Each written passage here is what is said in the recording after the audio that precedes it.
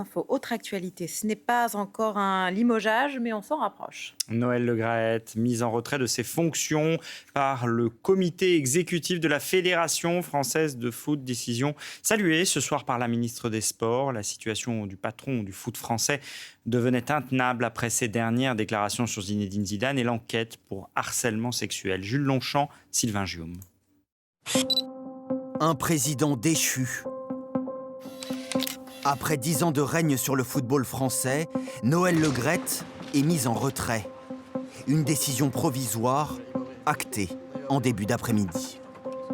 Noël Le Graët a choisi de se mettre en retrait de ses fonctions de président de la fédération jusqu'à la communication définitive de l'audit diligenté par le ministère des Sports.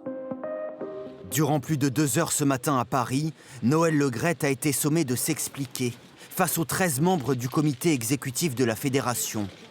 Une réunion extraordinaire, organisée en urgence, notamment pour répondre aux accusations de harcèlement moral et sexuel. Lui ne prend absolument pas tout ça à la légère, il est très affecté, mais il a répété à plusieurs reprises « j'ai rien fait ». Il nous a expliqué que d'abord que ça remonte à 9 ans en arrière et que lui, si vous voulez, n'a pas eu de comportement déplacé. Face aux polémiques et à la pression politique, Noël Le Graët, 81 ans, a finalement cédé. Si certains ont été touchés par ses déclarations, il est très malheureux. Voilà. D'autres, comme Didier Deschamps cet après-midi, se sont abstenus de tout commentaire. Je ne vais pas faire de déclarations autres et vos questions, c'est pas l'endroit parce que je suis là avec Brigitte et c'est les pièges jaunes. La mise en retrait de Noël Le Graët restera provisoire jusqu'à fin janvier et les conclusions de l'audit mandaté par le ministère des Sports. Philippe Diallo, ex-numéro 2 de la Fédération, devient lui président par intérim. Et nous sommes avec Fatima Benomar. Bonsoir. Merci beaucoup d'être avec nous. Vous êtes membre du collectif La Relève féministe. Cette mise en retrait de Noël Le Graët, c'est une bonne décision. Sa position était devenue intenable.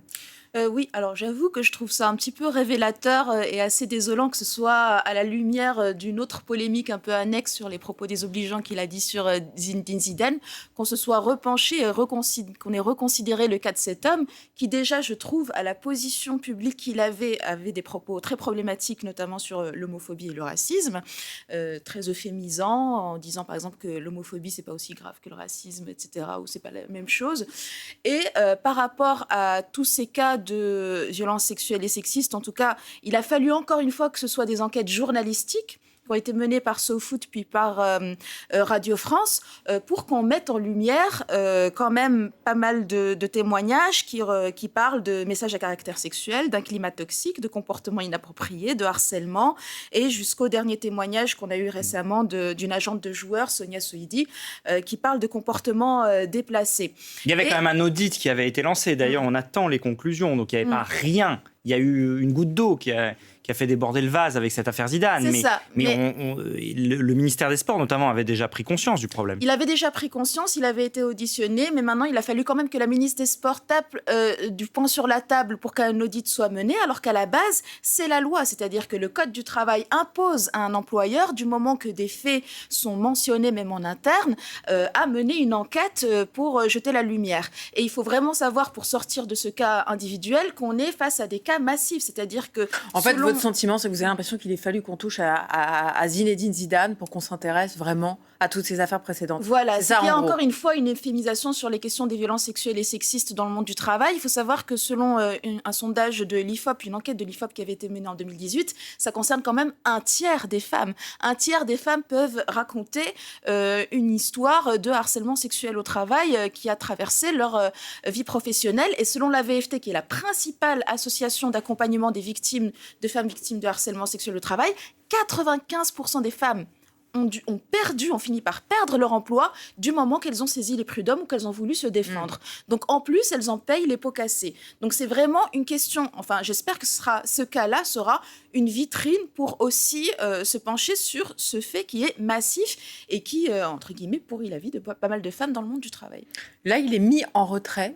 Est-ce que c'est suffisant ? En tout cas, en attendant les conclusions du rapport d'audit. Voilà, tout à fait. Bon, moi, j'ai mon intime conviction. Mon expérience me dit que quand il y a tellement de témoignages concordants, c'est qu'il y a un fond de vérité. Maintenant, l'enquête se fera. Et je pense, enfin, j'espère que non seulement il sera mis en retrait, mais qu'il sera mis face à ses responsabilités et qu'on analysera encore une fois à quel point ce genre de phénomène percute les trajectoires de plein de femmes. Il y a plein de femmes qui avaient un certain couloir dans leur vie professionnelle, qui auraient pu avoir de plus en plus de responsabilités dans une entreprise. Et à cause de comportements d'un homme qui reste sur plusieurs années et qui a un comportement comme ça, ces femmes s'éloignent de la vie professionnelle qu'elles auraient dû avoir. Donc il faut à la fois traiter son cas et analyser toutes les répercussions annexes que ça a sur tellement de femmes qui rencontrent le chemin de ce genre d'hommes, si toutefois les faits sont avérés. En tout cas, lors de ce COMEX, Noël Le Graët a nié les faits. Je vous propose d'écouter Éric Borghini, membre du COMEX, justement, qui nous raconte. Le président a commencé le COMEX en nous disant « j'ai rien fait ». Et je vous confirme en même temps que je vous affirme que le rapport d'audit ne comportera rien contre moi. Ça vous semble compliqué, aujourd'hui qu'il n'ait rien fait, quand on voit aussi, alors je précise que le monde politique également, le gouvernement, Olivier Véran aujourd'hui, la ministre des Sports, se sont montrés quand même très virulents à l'encontre de Noël Le Graët. Oui, on ne peut pas imaginer qu'il n'y ait aucun élément contre lui. C'est le sens de la ministre des Sports, c'est qu'elle voyait bien elle en avait un peu ras à la casquette du cas global de cet homme qui accumule beaucoup de polémiques sur des propos discriminatoires qu'il a et sur les témoignages. Quand une enquête est sérieuse et qu'elle est menée avec la volonté qu'elle aboutisse à quelque chose de sincère, les témoignages se démultiplient, c'est-à-dire qu'on a d'abord certaines femmes qui se manifestent, et si toutefois on leur fait pas peur, si le discours médiatique par exemple ne jette pas le discrédit sur elles, d'autres voix peuvent se faire entendre, et aussi des témoins oculaires, c'est-à-dire que quand une enquête est faite, on espère que d'autres personnes se manifestent et disent de quoi elles ont pu être témoins, ou si elles ont eu par exemple le témoignage direct d'une personne, parce que souvent quand les femmes sont victimes de harcèlement sexuel, ou bien elles rasent les murs, ou bien elles en parlent à des personnes qui sont un peu du même niveau hiérarchique qu'elles. Donc si une enquête sérieuse est faite et qu'il y a des appels à témoins, on espère que ces concordances d'éléments... Dans l'enquête du gouvernement, il y a des témoignages, mais qui sont anonymes. Oui, et c'est vraiment quelque chose qui scelle l'omerta, c'est-à-dire qu'il faut aussi analyser pourquoi les témoignages sont anonymes, de quoi ont peur les témoins. Est-ce que effectivement la plupart des associations, et notamment la VFT d'accompagnement, elles racontent que souvent il y a des comportements d'intimidation, de menaces qui sont faites ou de propositions de transactions qui sont faites pour protéger l'image de telle entreprise. Donc j'espère qu'il y aura un climat assez qui ne stigmatise pas et qui ne jette pas le discrédit sur ces personnes dans le débat public qu'on va avoir, afin qu'elles prennent le courage de pouvoir lever parler. L'anonymat. Hein ? Il faut lever l'anonymat pour que les témoignages aient une ampleur suffisante. Il est clair que dans toutes les affaires récentes qu'on a connues, que ce soit celle de, par exemple, concernant Nicolas Hulot, concernant PPDA, il y a eu quelque chose, une prise de conscience et une prise de courage collectif qui s'est faite au moment où il y a eu des témoignages à visage découvert. Maintenant, je suis la dernière personne qui va faire la morale à une personne qui veut témoigner anonymement. C'est tout simplement révélateur de toutes les pressions et de tous les préjudices qu'elles peuvent subir, et c'est une vraie question.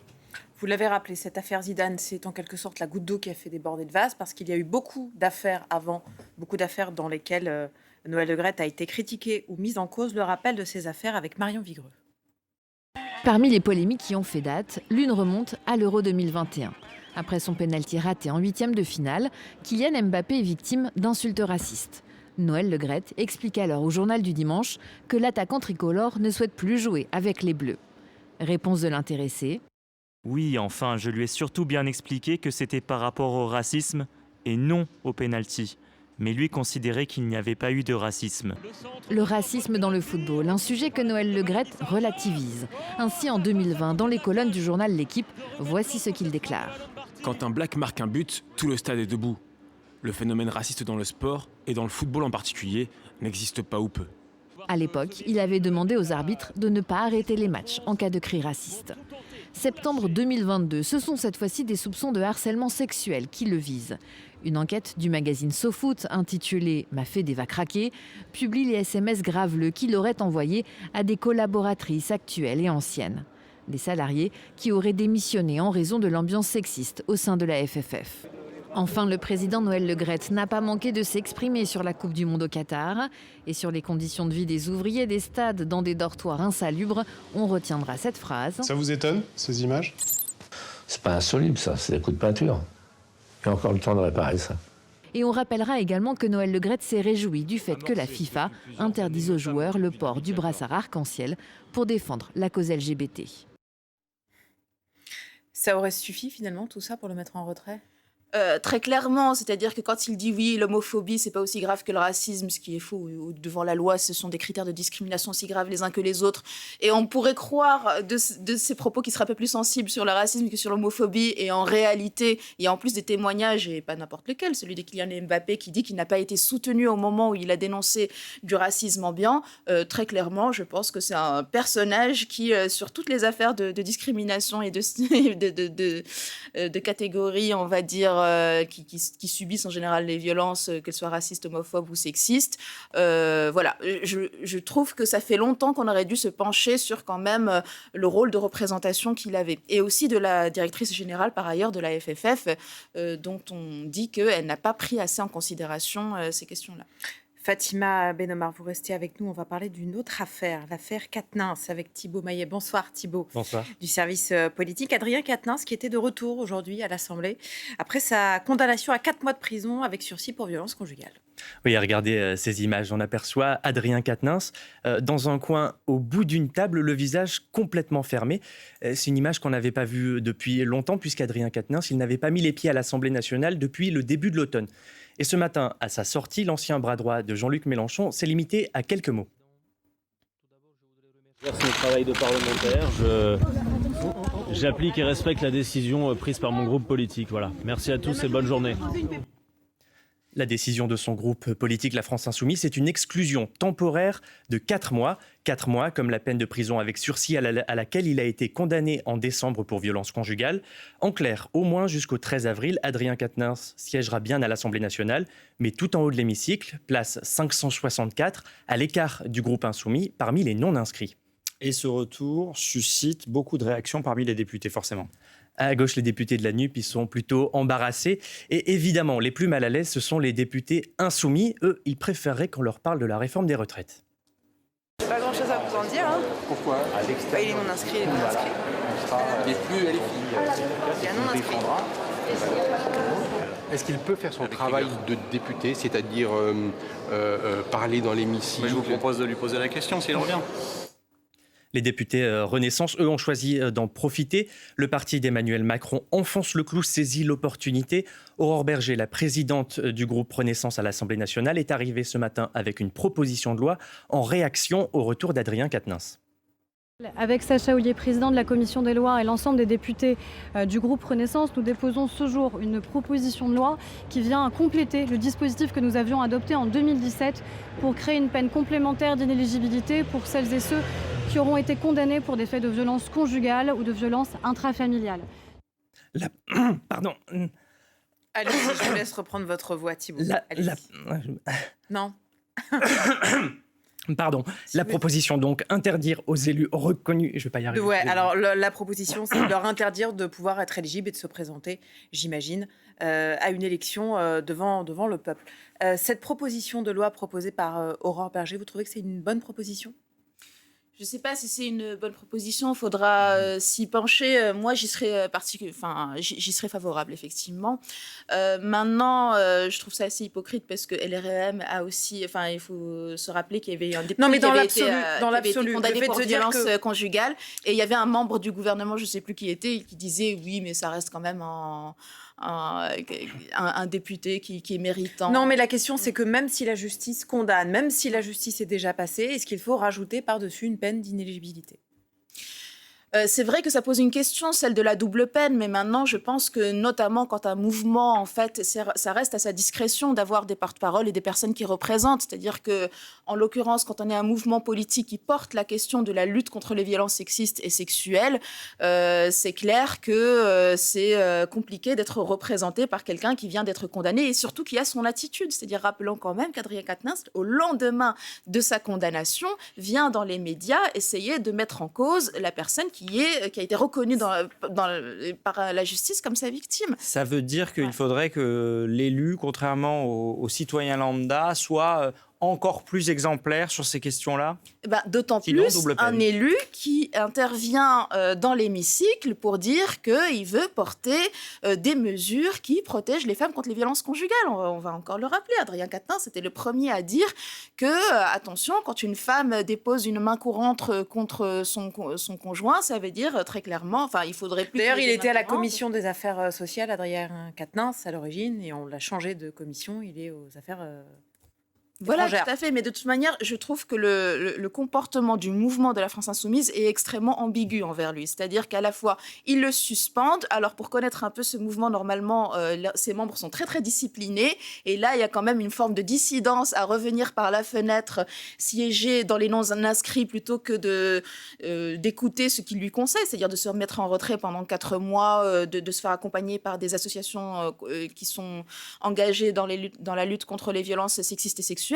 On apprend que c'est par ailleurs la personne qui vient d'être nommée à la direction de la France Insoumise comme sa responsable de communication, donc la députée Sophia Chikirou, qui aurait briefé, selon Le Figaro, Adrien Quatennens dans sa prise de parole médiatique pour attaquer son ex-conjointe. Donc ils mettent à sa disposition quand même leur responsable communication. Donc je trouve que depuis le départ, il y a un flou artistique dans le positionnement du mouvement de la France Insoumise qui quand même a fait sa campagne en communiquant envers les féministes, en leur disant, portez notre mouvement, on représentera toutes vos revendications dans la bataille politique. Donc, j'espère vraiment qu'ils vont clarifier, se ressaisir et revoir à la hausse, finalement, la sanction symbolique qu'ils voulaient infliger à Adrien Quatennens, qui, je trouve, est dans une certaine forme de provocation et de non-acceptation de ce qu'a dit la justice de son comportement. Merci beaucoup, Fatima Benomar, d'être venue ce soir sur le plateau de France Info.